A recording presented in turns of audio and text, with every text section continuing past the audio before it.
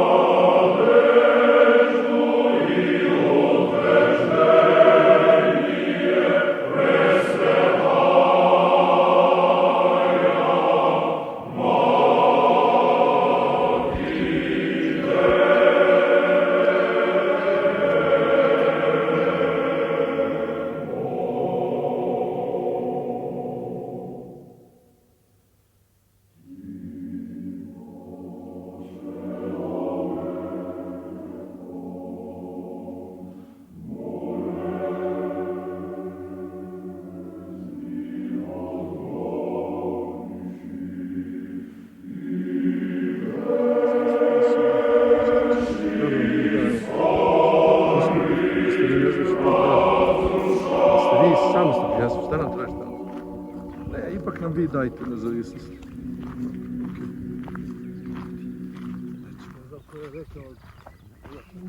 Само немojte ništa potpisivati.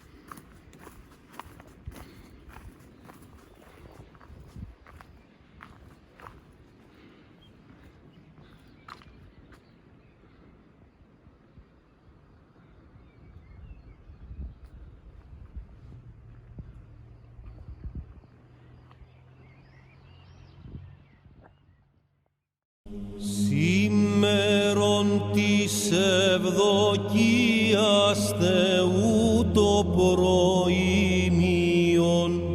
και της των ανθρώπων σωτηρίας η προκήρυξης εν ναό του Θεού τρανός η Παρθένος δείκνυται και τον Χριστόν της πάση προκαταγγέλλεται αυτή και ημείς μεγάλο φόνος βοήσομεν χαίρε της οικονομίας του κτίστου η εκπλήρωση.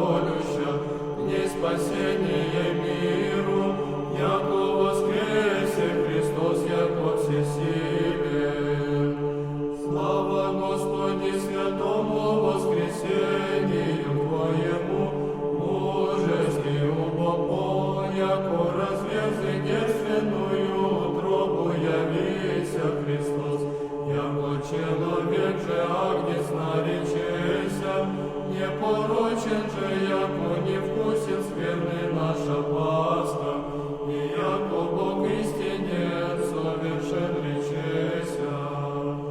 Слава Отцу и Сыну и Святому Духу, яко единолетный агнец, благословенный нам венец Христос, волею за всех заклан быть, Пасха чистительная, и паки из гроба красное, правды нам осия солнце.